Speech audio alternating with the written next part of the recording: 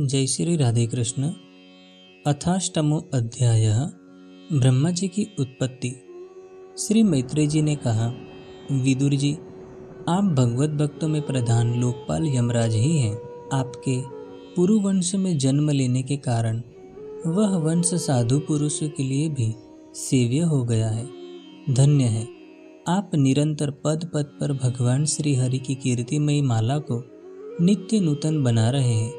अब मैं क्षुद्र विषय सुख की कामना से महान दुख को मोल लेने वाले पुरुषों की दुख निवृत्ति के लिए श्रीमद् भागवत महापुराण प्रारंभ करता हूँ, जिसे स्वयं श्री शंकरषण भगवान ने सनकादि ऋषियों को सुनाया था।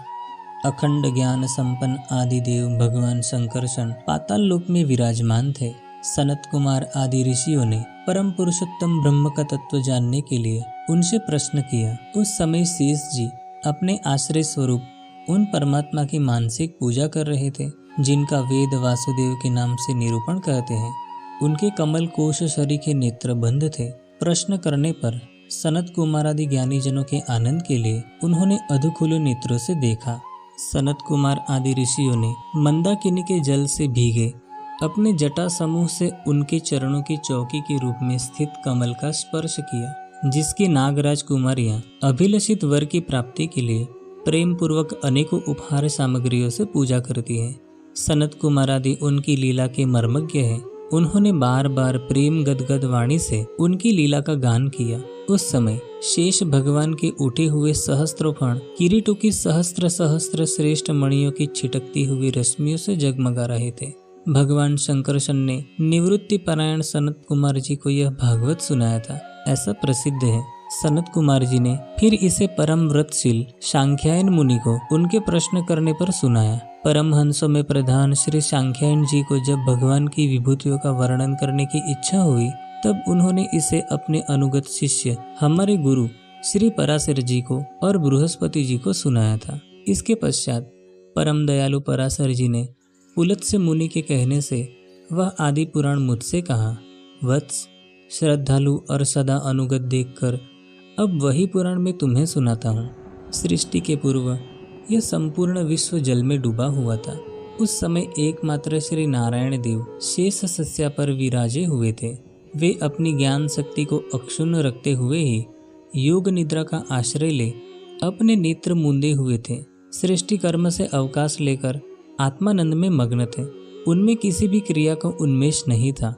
जिस प्रकार अग्नि अपनी दाहिका आदि शक्तियों को छिपाए हुए काष्ठ में व्याप्त रहता है, उसी प्रकार श्री भगवान ने संपूर्ण प्राणियों के सूक्ष्म शरीरों को अपने शरीर में लीन करके अपने आधारभूत उस जल में शयन किया। उन्हें सृष्टि काल आने पर पुनः जगाने के लिए केवल काल शक्ति को जागृत रखा। इस प्रकार अपनी स्वरूप भूत चिच्छक्ति के साथ 1 चतुर्युग पर्यंत जल में शयन करने के अनंतर जब उन्हीं के द्वारा नियुक्त उनकी काल शक्ति ने उन्हें जीवों के कर्मों की प्रवृत्ति के लिए प्रेरित किया, तब उन्होंने अपने शरीर में लीन हुए अनंत लोक देखे। जिस समय श्री भगवान की दृष्टि अपने में निहित लिंग शरीर आदि सूक्ष्म तत्व पर पड़ी, तब वह कालाश्रित रजोगुण से क्षुभित होकर सृष्टि रचना के निमित्त उनके नाभि देश से बाहर निकला। कर्म शक्ति को जागृत करने वाले काल के द्वारा श्री विष्णु भगवान की नाभि से प्रकट हुआ वह सूक्ष्म तत्व कमल कोश के रूप में सहसा ऊपर उठा और उसने सूर्य के समान अपने तेज से उस अपार जल राशि को देदीप्यमान कर दिया। संपूर्ण गुणों को प्रकाशित करने वाले उस सर्वलोकमय कमल में वे श्री विष्णु भगवान ही अंतर्यामी रूप से प्रविष्ट हो गए। तब उसमें से बिना पढ़ाए ही स्वयं संपूर्ण वेदों को जानने वाले साक्षात वेद मूर्ति श्री ब्रह्मा जी प्रकट हुए, जिन्हें लोग स्वयंभू कहते हैं। उस कमल की कर्णिका में बैठे हुए ब्रह्मा जी को जब कोई लोक दिखाई नहीं दिया, तब वे आंखें फाड़कर आकाश में चारों ओर गर्दन घुमाकर देखने लगे। इससे उनके चारों दिशाओं में 4 मुख हो गए। उस समय प्रलयकालीन पवन के थपेड़ों से उछलती हुई जल की तरंग मालाओं के कारण उस जल राशि से ऊपर उठे हुए कमल पर विराजमान आदिदेव ब्रह्मा जी को अपना तथा उस लोक तत्व रूप कमल का कुछ भी रहस्य जान न पड़ा। वे सोचने लगे, इस कमल की कर्णिका पर बैठा हुआ मैं कौन हूँ? यह कमल भी बिना किसी अन्य आधार के जल में कहाँ से उत्पन्न हो गया?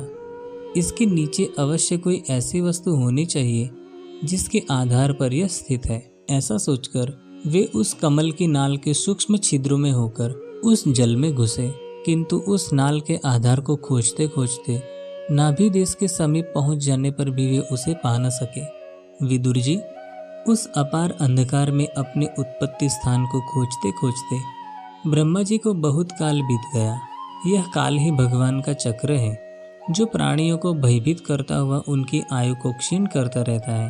अंत में विफल मनोरथ हो वे वहां से लौट आए और पुनः अपने आधारभूत कमल पर बैठकर धीरे धीरे प्राणवायु को जीतकर चित्त को निसंकल्प किया और समाधि में स्थित हो गए। इस प्रकार पुरुष की पूर्ण आयु के बराबर काल तक अर्थात 100 दिव्य वर्ष तक अच्छी तरह योगाभ्यास करने पर ब्रह्मा जी को ज्ञान प्राप्त हुआ। तब उन्होंने अपने उस अधिष्ठान को, जिसे वे पहले खोजने पर भी नहीं देख पाए थे, अपने ही अंतःकरण में प्रकाशित होते देखा।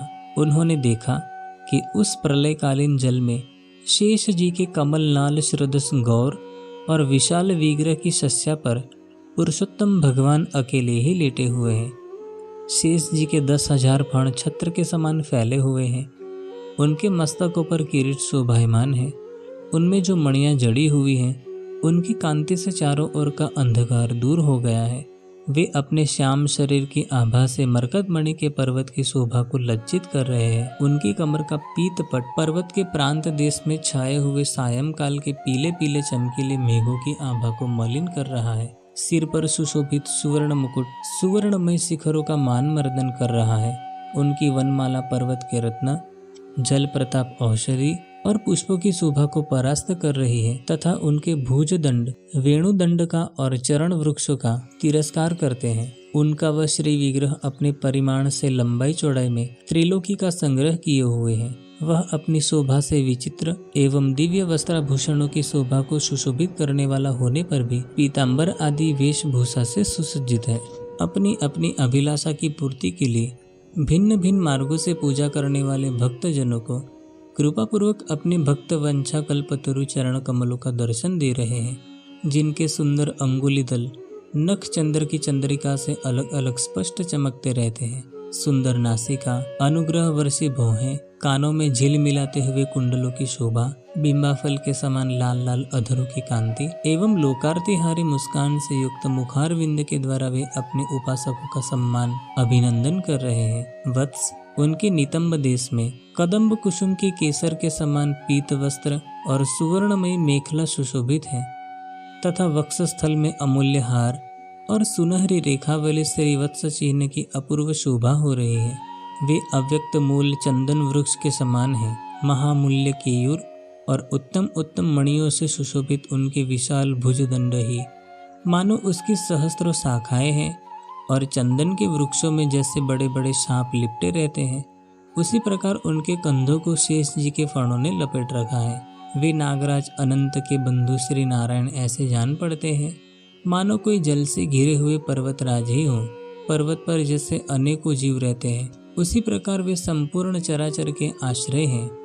शेष जी के फणों पर जो सहस्त्र मुकुट है, वे ही मानो उस पर्वत के सुवर्ण मंडित शिखर हैं तथा वक्षस्थल में विराजमान कस्तूभ मणि उसके गर्भ में प्रकाश हुआ, उसके गर्भ से प्रकट हुआ रत्न है। प्रभु के गले में वेद रूप भौरों से गुंजायमान अपनी कीर्तिमय वनमाला विराज रही है। सूर्य, चंद्र, वायु और अग्नि आदि देवताओं की भी आप तक पहुँच नहीं है तथा त्रिभुवन में बेरोक टोक विचरण करने वाले सुदर्शन चक्रादि आयुध भी प्रभु के आसपास ही घूमते रहते हैं। उनके लिए भी आप अत्यंत दुर्लभ हैं। तब विश्व रचना की इच्छा वाले लोक विधाता ब्रह्मा जी ने भगवान के नाभि सरोवर से प्रकट हुआ वह कमल, जल, आकाश, वायु और अपना शरीर केवल ये 5 ही पदार्थ देखे। इनके सिवा और कुछ भी उन्हें नहीं दिखाई दिया। रजोगुण से व्याप्त ब्रह्मा जी प्रजा की रचना करना चाहते थे। जब उन्होंने सृष्टि के कारण रूप केवल ये 5 ही पदार्थ देखे, तब लोक रचना के लिए उत्सुक होने के कारण वे अचिंत्य गति भगवान श्री हरि में चित्त लगाकर उन परम पूजनीय प्रभु की स्तुति करने लगे। इति श्रीमद्भागवते महापुराणे पारमहंस्यां संहितायां तृतीय स्कंधे अथष्टमो अध्यायः।